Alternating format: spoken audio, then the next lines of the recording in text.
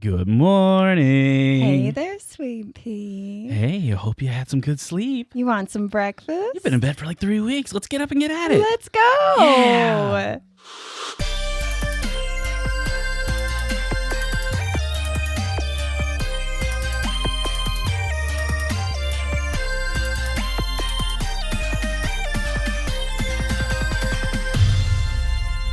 It's the Phantom Family Podcast. Why, hello there, friends. I am Tori Phantom here with my husband, Jimothy. Jimothy is still me. Yes, that is still true to this day, and you are listening to the Phantom Family Podcast. Found wherever fine podcasts are found, and bad ones too. They're everywhere. Okay. Well, there are some bad podcasts. I'm not going to mention any of them because I don't listen to them, so I wouldn't know. I'm All a man right. of refined quality and taste. Seems legit. I totally... What? So how have you been? So good. It's been so long since we've I want seen you you. to know that's how I answer every time that I sign on to my therapy. My therapist goes, "How have you been?" And I look at her and I go, "So good." Oh yeah, I mean literally every time somebody asks me, "Hey, how you doing?" Living the dream. Yeah, I just that's my default response. How are you? So good. Am I so good? I guess you have to listen to the tone of my voice while I say it. So good. I'm so good right now. Which tells you that it's a lie. That's a lie. Yes. And what have we said about lies? they're bad under most circumstances. True. Sometimes it's okay to lie. Not usually. It's okay to lie in a situation where if I got you a surprise. A surprise isn't a lie, though. It's a lie that will be told. So it's like it's a surprise. It's Okay, different. but what if you do something bad and you lie about it, but then it comes out and it gets told anyway? Because that's the same thing. That's just like putting a little spin on it. Yeah, lying's bad, Jim. So this is where we've been, is just discussing the most random things instead of actually making podcasts. Literally, most of mine and Jim's conversations come down to discussing what genre specific bands belong into. It gets pretty heated, and it's every day of our lives. It's because we did that today. We talked about whether 3 Days Days Grace was new metal or not. Yep. That's a long conversation. It has issues, or I can't even think of the word. I don't think 3 Days Grace is new metal. It has some aspects of the new I metal feel like genre. it's like radio rock, but kind of like the themes are emo. Radio rock is one thing because they play AC/DC and Linkin Park on the same channels. I mean, that's true, but I don't think 3 Days Grace is new metal. We don't need to rehash this elements conversation. of new metal. It's post grunge. Right It's all in there. Right, I feel like new metal has to have a rappy aspect to it, though. It evolved, much like you think of 3 Days Grace as emo. When I think of it through emo, I don't think of it as emo. I think of it Confessional. closer to emo. And I didn't think of Dashboard Confessional as emo. Which is ridiculous until to me. a couple years ago. But once you elaborated on why you thought so, I was like, yeah, okay, Dashboard Confessional is emo. But it's not what I would have considered it because it's so like pleasant, you know? And like for me, emo was like scream singing a note to self from first to last, like until I'm crying. Like that's emo. Like I don't know what emo world you're living in, but it's this one not the same. Like give me some Burt McCracken, you know? I would rather never. But what we should do, we should make a video one day, probably a video, whether a TikTok or a YouTube series of one of our little tournaments. We do. That's kind of our thing whenever Jim and I take road trips, which isn't so frequent these last few years. Not so much, but prior to that, there was a lot of road trips. We like to create brackets for the top however many songs from different genres. I mean, it's a bracket, so it's either 32 or 64 usually, I don't depending know on how sports. Anyway, no, that's just a single elimination. That's how you do it. Okay, I cut them believe down. you. You're the one who sets it up, but we make a playlist to go along with the bracket, and then we listen to the bracket playlist throughout the car ride, and we determine who the winner is. The last one we did was emo music, and we came up with an answer, and 3 days later we both decided we were wrong, so we changed it. The judges relented. Yes. And the winner of the most emo song was Cute Without the E. Cut from the team, Taking Back By Sunday. Taking Back Sunday. That's a good song. So it holds up. Even now, I think it holds up. It's pretty good. it does. And you know what else you can listen to on road trips, Jimothy? The sound of the tires hitting the I was things thinking on the side of the road so you don't drive off. audiobooks. Audiobooks would be better to listen to than mumble strips. Probably. Most situations of yeah, that, yes. and do you know people can actually get a free audiobook from Audible? That's true. All you got to do is check out www.audibletrial.com/phantom, and you can get yourself a free credit for a free month. You got a book there, and if you're a Prime member, you actually get 2 credits, and then every month after that it's $14.95, and you get a credit every month or 2 credits depending on your Prime membership level. And you can keep them forever, even if you cancel. Even if you cancel after the first month, it's still your free book forever. And free is my favorite price. I love free. I love free. So check it out. That's www.audibletrial.com/phantom. So how have you been feeling, Jimothy? I have been feeling, yes, thank you. I'm so proud of you. That's new. It is new. It's not so much new that I'm feeling, it's more that I'm just willing to That you're willing talk to about admit that you're feeling? Yes. Yeah, that's new. Well, I've always kind of felt, I just never really You didn't talked like about it. You didn't like it. I didn't like to address it. Yeah. That's what we didn't like. So this week, do you know what we're talking about, Jimothy? That's a rhetorical question because you do know. I do know what we're talking about. You do know what we're talking about. It's mental health. Yay! Yay. Nope, wrong button. Okay, try again. There we go. There it is. Mental health. Yay. Honestly, they both work. Yeah. Anyway. So let's start from the top. Make it drop. Now that song's going to be in my head for the next It's stuck in hour. all of your heads now, too. Okay, so anyway, let's start from the beginning, Jimothy. Start from the beginning. All right. I was born on a Friday morning in Is that 1985. true? Yes, was it a was. Friday? It was I a think I was Friday. born on a Tuesday. Anyway, how did your family handle mental health when you were a young child That's in the cute. late 80s and early 90s You in rural Kentucky? How did they handle that? You think they handled it? That's adorable. No, they did not. I did. Yeah, I've met them. The only person probably in my family that's ever really been kind of open with any sort of mental health struggle was one of my aunts, and that was always kind of met with ridicule, basically. It wasn't something that people spoke positively of, or like, oh, it's a good thing that she's getting help. You know, that's great that she's going in. No, it was literally like slurs, like, oh, you know, go crazy pants is going to the nut house, stuff like that, like very insulting things. It's like disgusting. Yeah, very, very just not well. Basically, to answer your question, Biggest amount of help, I think, when someone is very much struggling with their mental illness is to have their family supporting them in that journey, because without that support, it makes it so much harder. I agree with that statement. So when you were a kid and you had big feelings, what happened? Do you want to hit the red button, or I don't really.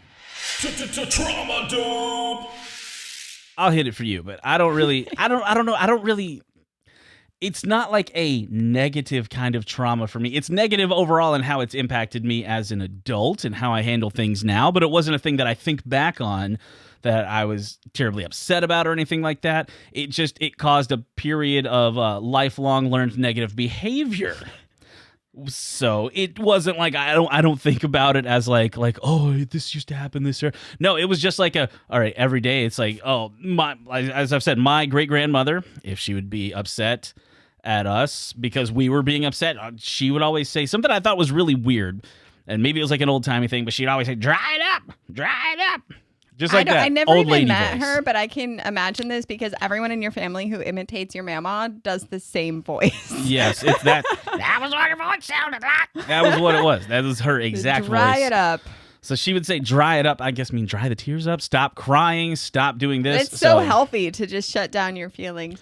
Anyway, recently Jim and I were looking at some things, and I taught Jim that he has an avoidant attachment style. I've learned that, and I and it accept blew this. his mind. Well, it's because when you were reading all of the signs of the avoidant attachment, I was like, who gave them my biography? Like, you are literally speaking about me. Right. This is me. Yeah. So I've recently learned that, and that kind of, I will say it sort of blew my mind because I read that and it made me realize a lot of things. It was like, oh, There were a lot of unhealthy behaviors I learned growing up, like not expressing big feelings. And if I was being yelled at because I was in trouble, I couldn't explain myself.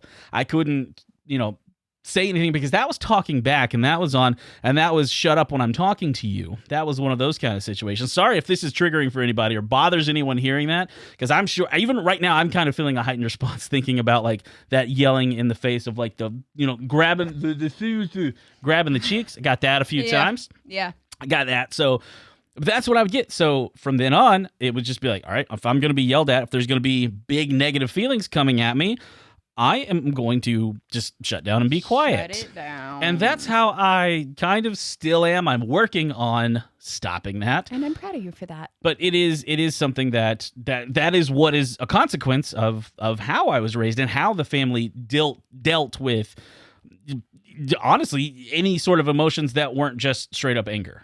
Yeah. So, I wasn't like beaten and abused or anything like that. I wouldn't say that I had a terribly negative childhood, but that is a negative aspect that I have come out with what I don't know that I would call it emotional baggage, but it is. It is. No, it is. And I think, and I don't mean to correct you on that. I just think that one of the things that, and we've talked about this, is that, I'm a very open person about the things that I've been through in my life and what my childhood trauma looks like.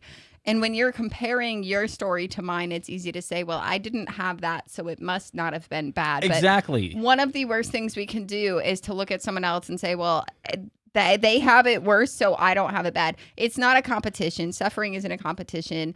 The way that we feel isn't a competition. And what's bad for me might not be bad for you, and vice versa. And so while I have some serious trauma, that doesn't mean what you went through was good or void of damage. Exactly. It's not like it's not even apples and oranges. I don't know how to explain it. Like my sexual trauma is not your sexual trauma, is not your sexual trauma.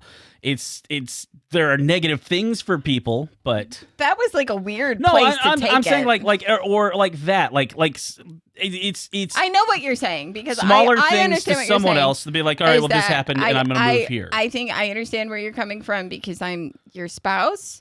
But I think the way you just said that, like bluntly, was like very strange. I had a specific conversation I've had with someone else in my head, where that was coming from. Like that, I'm just saying, like that's a thing there.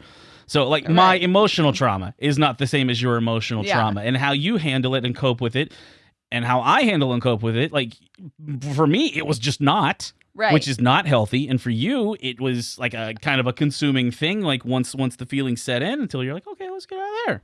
Right. Like in those moments. So everybody has their ways of dealing with things. And I don't want to paint you like I don't, that sounded negative to me as I said that. Hey. I am getting on a wordy thing. This is what happens. You are actually really heightened right now because you don't normally talk about this stuff. And I want you to take a breath. Yeah. I want you to take a breath because I'm recognizing this in you. Take a breath.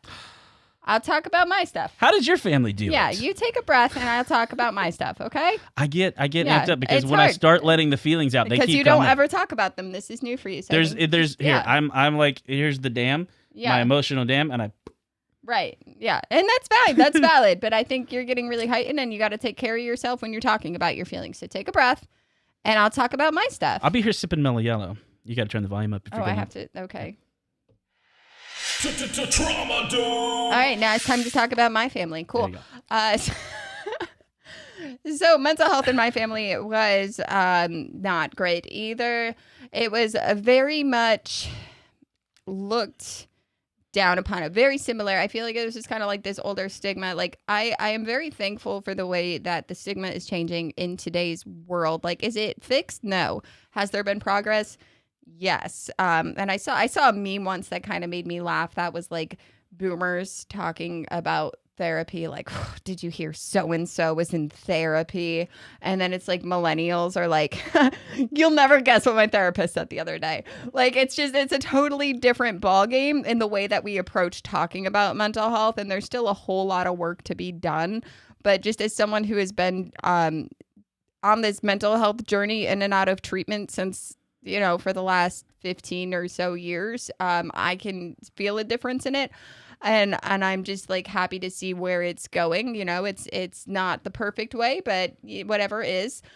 However, when I was a kid, both my brother and I struggled with our mental health. And I do want to put like a trigger warning here. I'm not going to talk about anything super explicit, but I just know mental health talk in general and trauma can be triggering for folks. So I just want to, make that aware to people that I'm just going to be talking about childhood trauma stuff without too much detail. But because of the way that my brother and I were raised, we both very much struggled with our mental health. And my brother had a break with that first, and he did end up in a psych ward. And my mom was very upset about it, not in the way of being afraid for her kid, but very much upset because it inconvenienced her and it made her look bad, right? Yeah. And then years later, surprise, same.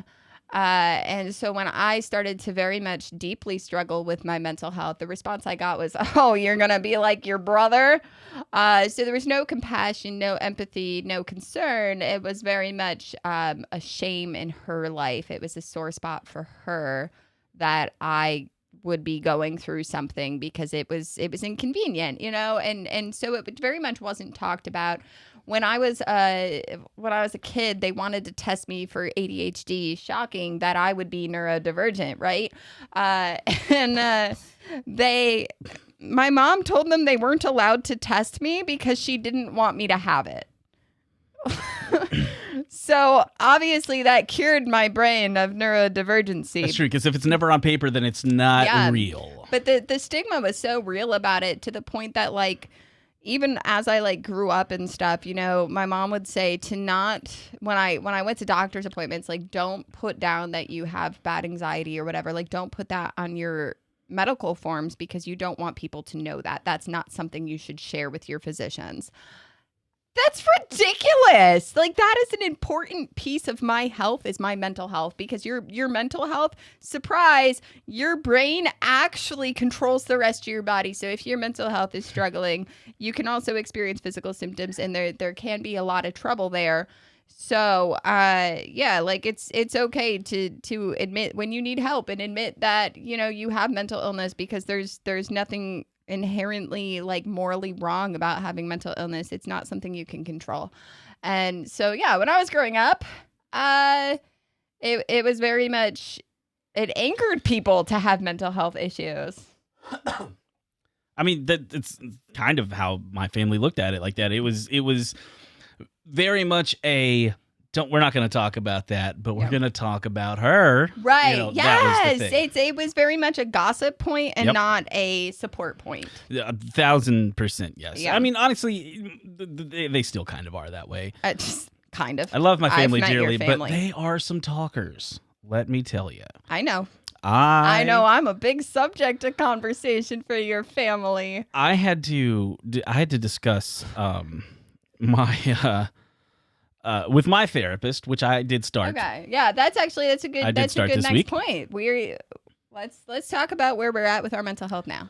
Well, where I'm at is, if I start talking, if I open up the floodgates, just give me a little squeeze on the leg. I'll tone her down. It's okay. Tough. If I start talking about Bigfoot, Mothman, aliens, and apparently now emotions and feelings and family trauma, I'm just gonna go on and on and on and on and on. That's good that you're talking. They're all scary things. Let me tell you. Actually, I'm not afraid of any of the cryptids, because I don't think they can hurt me. But my thoughts. Mood. Those things terrify me. But I don't even really have bad thoughts. That's not for me. Mine is more a controlling how I feel about emotions and expressing emotions and things like that. That's more of a behavioral thing. It's not like I'm afraid. It's more that I shut down. I become like the Transformer who's lost his spark, for all the nerds out there. But so you started therapy this week. But I did start therapy. Yes. I'm so proud of you. I did do that, and Are you feeling hopeful? I am feeling all right. That is awesome. I think that I will. I think that I'll be fine in time. With I don't know. I don't know how to explain it, but it's one of those things I'm working on. I think I'll get better at expressing emotions and thoughts and feelings and why I feel the way I feel about the things I feel. Therapy is goal oriented, and I feel like your goal has been very much about identifying your feelings and being able to talk about them and not be stuck with them and shutting down. Like, that's huge. That is one thing that I am interested in. Another one that I'm interested in is not having the negative reactions, whether it's shut down or avoidance or whatever, when other people have them. Whether the kids are highly upset, or if you're going through a feeling about something, and I want to be there for you. Because what I've done is, and what I've spoken with my therapist that I just started this week, as it were, one thing that I've said is how do I say it? I kind of treat people by the golden rule. And that doesn't work when it comes to emotions. Like, if you're going through it and you're feeling something, I love you and I want to be there for you, but I can't. I am stuck at a place where I could not do it, and I couldn't move through no matter how much I wanted to. And in times before, it was just like, well, I'm not going to make an effort to go out. I'm just going to give space, because, treating by the golden rule, do unto others how you would have done unto you. For me, it's just like, if I'm feeling something, just leave me alone. Well, I think that's actually an interesting narrative to bring into place, though, because I'm very similar. And I think that is very much shown in how we cope with our mental health. Because for me, I want support when I'm struggling. And so when I notice, you never even tell me, I just know you and I can tell when you're struggling. And when I notice that you are, I am the first person to be there to support, to offer assistance, even if it's just sitting there holding your hand. Like, I'm like, okay, I know he's struggling. Let me help.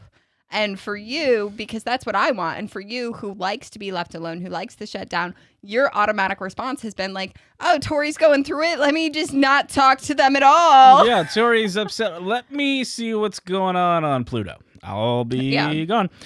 But it's like that. And it's even, see, yours technically helps because it would make me quote unquote get over it faster, kind of, where it's like, I'm like, all right, we have another person here. We are being seen. If it was one of those like stealth video games, the eye icon would be fully open and red and filling up and anxiety there. So it's just like, you are going to stop now. Let's go ahead and press the hydraulic press down, much like a cardboard press found in any warehouse.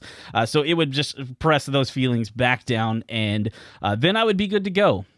It's just because you were just getting rid of your feelings again, which is not a good behavior. And what I will say is, I would have just done that on my own anyway, but having you there just made me like turn the dial up on it. And I think that it still wasn't healthy. Another important thing for like our listeners to hear is that you and I have been together for 7 years, and we didn't have this discussion about 15 now, 7 years ago. Yeah, it's been 7 years, pal.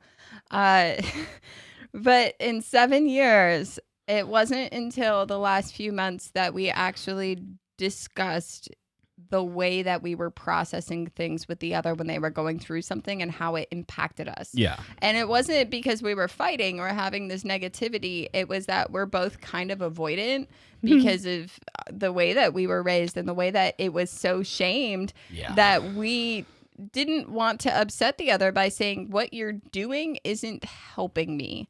And we've been both on this like personal journeys of like getting better, because I think, if you have access to it, I don't want to act like this is something that we are not privileged to have access to mental health care. But if you have access to it, I think one of the best things that you can do is to go to therapy for your kids. Because Jim didn't even like realize that he might have issues until recently. Because again, it's stigmatized, and he looks at me, someone who has a whole lot of issues, and was like, I'm not like Tori, so I'm probably fine. Honestly, it was a that's not me. It's like, I got a little campfire, and this over here is a meth shack that's burning down. I am doing good. You can roast hot dogs on both. I'm just saying. It's just one is bigger than the other. Okay. I love you. Anyway. I'm still processing appropriate things to say. Yeah, I've noticed. Because I'm 12 years old in my brain.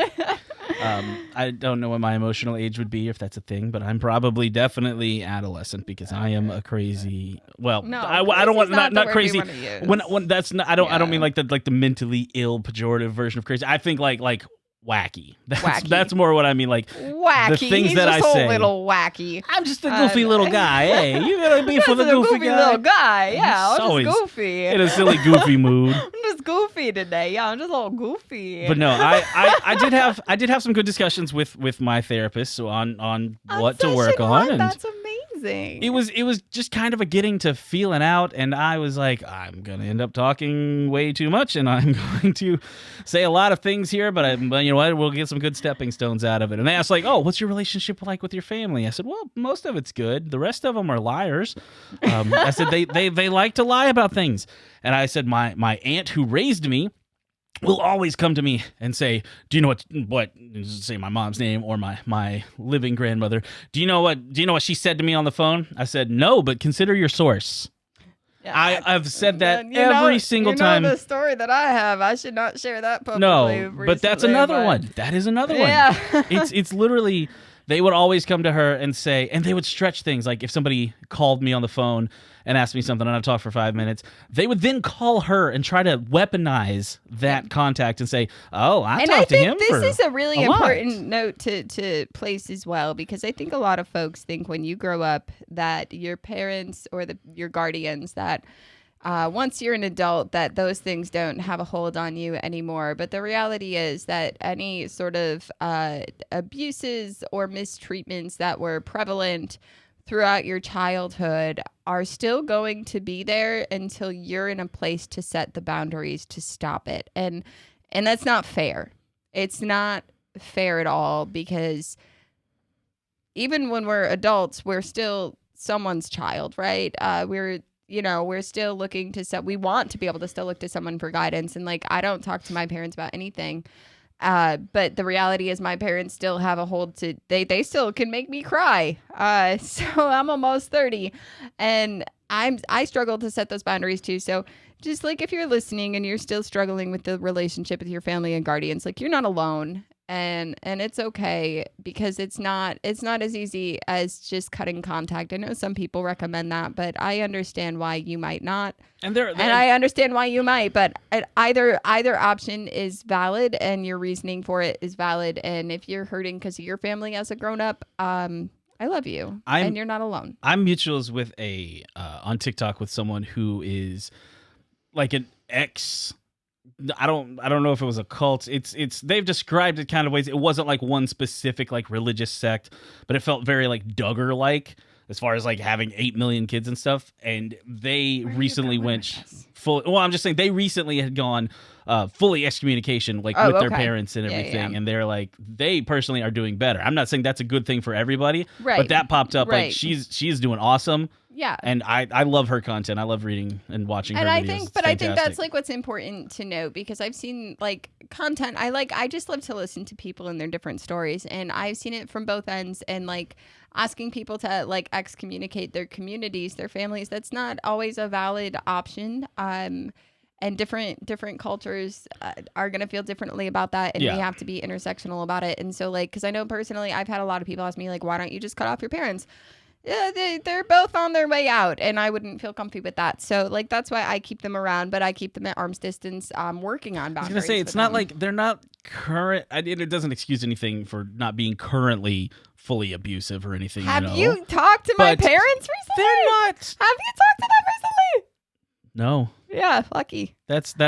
They're in my presence. They're not currently terribly abusive. Yeah, they live 4 states away, bestie. Retracted then. That's fine. I don't talk to them. I don't. Yeah. The only contact I have is sometimes on the phone you'll say, Jim, say hi. Hi. Yeah. That's it. That's because every time I'm on the phone with my mom, she's like, why doesn't Jim ever talk to me? He doesn't. And like, she just like gaslights me about you. And I'm like, you don't talk to him. Like, you haven't been to our house in 2 years. I don't talk to anybody. Like the last time I've been to your house, Jim stayed in Kentucky. Like, what? Okay. Yeah, that makes sense. That makes sense. Listen, I'm the worst person at responding, and I don't reach out first. That's just not me. That's not how I've ever been. And, I don't come from an affectionate bunch. Like your family and them. My family, for all the horrible things, you can't leave a room in my family without a hug. And they will hug you constantly. Hug you. You can leave. My family. I've been in Kentucky will for almost wave 5 by years. and then talk about you when you're gone. And your family has never hugged me. We're not huggers. No, I've never been hugged. I'm a hugger. We're just not. I've never been hugged here. It's not a physically affectionate bunch. So it's like I don't. My love language does not include affectionate touch. Do I like to be hugged? Of course, I like to be hugged. Do I think to give people hugs a lot? No, not really. I don't think about that. And then there's really me and the at all kids who just like we literally were just like we're in the same room. We might as well hug. Yes, that is Beanie Baby is Yeah, she's very. She just thinks she's the same person as me. She just hangs off my hip all day. Well, she's very affectionate. And then Pumpkin Pie, like literally earlier today, I was like sitting on the bed, and she goes up and she's like, "Hey, I want to talk to you about this Warrior Cats game." And I was like, "Heck yeah! Like, tell me about it." She's telling me about it, and she gives me a hug, and then she goes to go downstairs, right? And she's like, "Oh, I wanted a hug." I'm like, "You just hugged me," and she's like, "Yeah, what's another?" And I was like, "Yeah, you're right." That's good. That's a good one. We're just huggers. But okay, so my current. I was gonna say, mental how health are journey, you doing yeah. on your mental health journey? So I've been in on and the way out to of Mount Doom like to cast the ring. I've been in and out of mental health treatment since I was about 15 years old. In the beginning of my journey, it was not my choice to do so, so I didn't get anything out of it. And then because of the trauma that caused me, I didn't pursue it again until many years later. And I was kind of in and out of treatment for years, not long enough to ever really get anything out of it, except for a couple times. But then I'd move, whatever. Like it can be really hard. And so I recently, I think in October, I started with my newest therapist, and it's going really great, honestly. I think that's the thing. It can be really hard to find a therapist, but you'll know if you have a conversation with your therapist the first time and it feels easy to talk to them and like you kind of can like joke around. Like I think that's important. Like my therapist just. The first few sessions, she was kind of trying to stifle laughter, and then she understood that I consider my whole life to be a joke and that she can laugh with me. But like last week, I went into my session. She's like, "What do you want to talk about? Like, you've got all this stuff going on," and I'm like, "Yeah, I don't care about any of that anymore." And she's like, "What do you mean you don't care about any of that? That's been like we've had like 4 sessions in the last 2 weeks because you have not been okay. How do you not care?" And I was like, "I shut it down."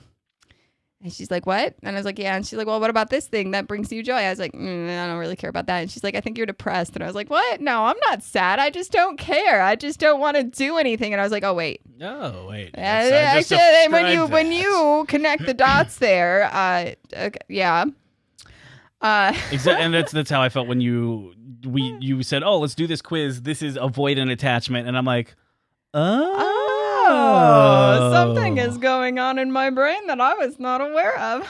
Okay, I understand this now. Yeah, but I'm feeling better right now. I had a really rough few weeks. We had a really rough few weeks in this house, the beginning of the year, 2022. Yep. Just one-upping 2021 already. And 2020. Yeah, it's just whatever. Anyway, It's like the years at the end is like, man, that year was the worst one ever. 2022 is like, oh, my beer. We're going at it. Well, let's see. Is that your final answer? Yellow, is that your final answer? But yeah. So I mean, like I was recently officially diagnosed with CPTSD, which did not come as a surprise. That's what I had assumed to be. Seriously? Oh. Should it be? Or I don't know how to respond to that. That's what when I say when people tell me they broke up with someone, I say, "Oh, I'm sorry," or "Congratulations," depending on how you feel about it. I'm just coming away with an official diagnosis. I felt unsurprised. I mean, I just added it to my list of other diagnoses. Honestly, it's not a shock. But yeah, so I mean, I don't remember what I was going to say about that because you had to hit the buttons. You just said you were recently diagnosed. Yeah. And that's all I remember. I don't remember where I was going with it. Did you want to talk about it? Do you want to say what your therapist was saying about it? You want to say? No. Okay. Well, that's the show. I'm going to start trauma therapy, so that's fun. What are you going to do there? Trauma dump. Yeah. A little bit of that. A lot of that. Literally that. It's going to be great. We have a very special guest joining us here in the Phantom Studio. It's Beanie Baby herself. We got Beanie Baby. Who earlier on this evening had put herself to sleep on the couch with a blanket and came out with a blanket, laid down on the couch, took it from her bed where she could have just laid down, but laid down in the living room. Yeah, she's still sleeping. Yeah, okay. She's still very much asleep here. Yes, she does my snuggles. She's sick. Yeah. So speaking of Beanie Baby, how do we discuss mental health with our children? How do we discuss mental health with our children? I haven't really been part of those discussions. That hasn't been a thing that I've really had to discuss. I feel like I've discussed things like, oh, this is what we should do when we're angry. We should do this instead of hitting. Let's go ahead and sit and calm down. Like, go over here. You don't have to do this. Things like that. But I haven't taken what I would call maybe like a clinical approach to anything like that, because I don't know how yet. It's not a thing I've understood. It's a thing I'm working on learning and understanding, but it's not a conversation that I could fully kind of divulge in. Yeah, that's been more of a you thing. Yeah, so the way that I typically discuss it with the kids is that depression is kind of, and again, we're talking to young children, so we're kind of oversimplifying things in a way that they can understand. So depression is kind of described as being sad without a real reason to be sad, right? Like nothing made us sad, but we're still feeling sad. That's kind of like depression. And anxiety is kind of like being afraid when there's nothing that we're scared of present. There's nothing making us afraid, but we feel that heightened feeling of fear. And so that's kind of how I've discussed it with the kids. And I've always told them as well, because I'm always there to help the kids process their feelings, label their feelings, cope with their feelings, co-regulate if they need. But at the same time, if what I'm doing isn't enough, if the coping mechanisms that I'm providing them with are not adequate, they know that they can go to a feelings doctor. That's how we describe therapists, because the reality is we bring our children to a checkup every single year, right? Like to check on their physical health.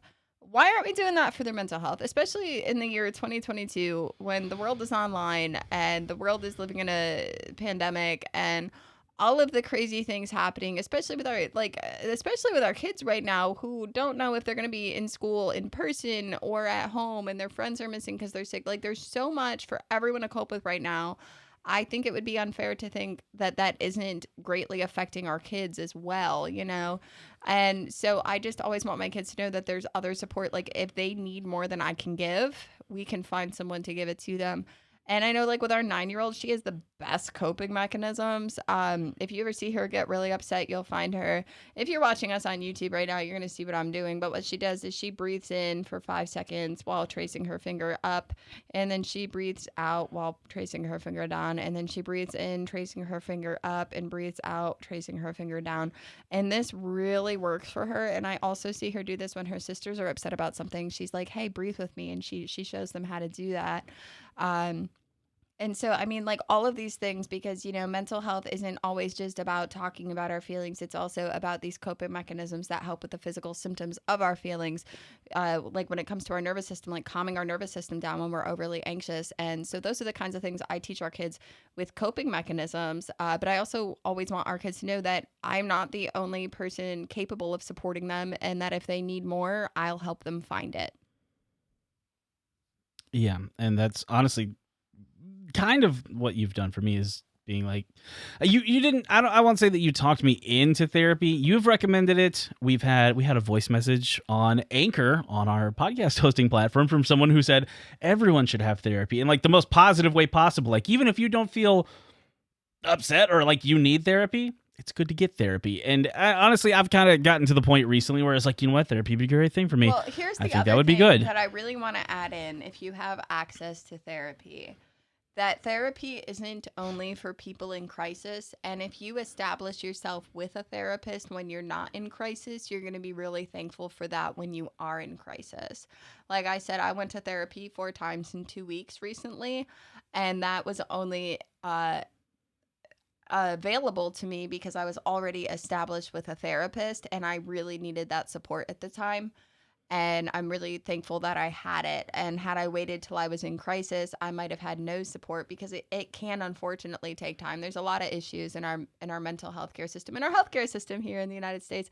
But this podcast isn't about that. This podcast is just about, like, it's okay to talk about your mental health. It's okay to ask for help. It's okay to not be okay and talk about it. And it's okay to talk to your kids about it, because here's the thing I think I really want parents to hear, based on the way, like, do you see she's sleeping?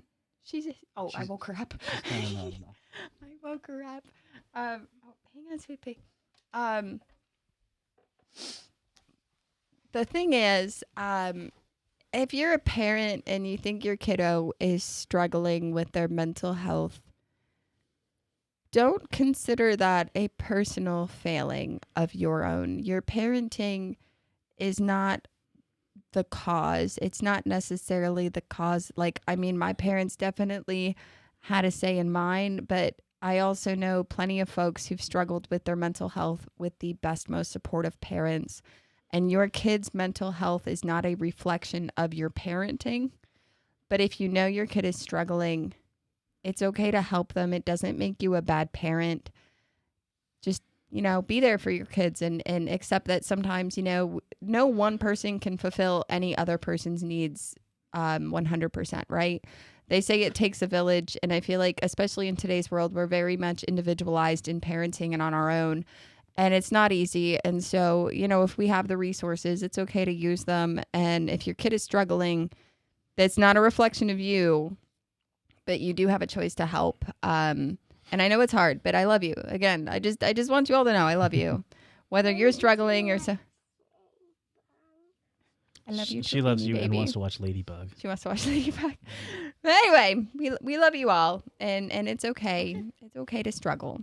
And You leaving? I had a lot more to say, but I got very distracted by my little beanie baby. Tiny little beanie baby. Do you want to go lay on our bed until I'm done? Yeah. Do you want to go lay over there? Okay, I'll be right there. Bye-bye. Anyway, we're going to end the podcast now. We're going to put this to bed because we got to go put our baby to bed. We are literally, this is might be the first time we've ever actually gone to put someone to bed at the end while of this. While we're putting it to bed.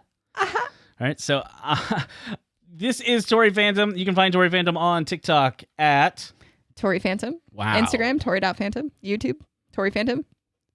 Subscribe to my YouTube, Tori Phantom. Yep, just search Tori Phantom on the YouTube, and you'll find it. You'll find this in a video form shortly. You'll find the audio version of this wherever you listen to podcasts. That's everywhere. You guys are awesome. I'm Jim Beard. Nobody cares about following me anywhere. Anyway, you can follow me on TikTok at Jim Beard. The rest of my socials, I don't do anything anyway. So that's where we're going. We are going to put this podcast to bed, and we're going to put Beanie Baby back to bed. Heck yeah. An actual putting to bed. So until next time. Good night. Good night. Listen, do you need water? I do need water. Can I have juice? Let's drink water. It's bedtime. Okay, let's All right, go. let's go. Let's go to bed.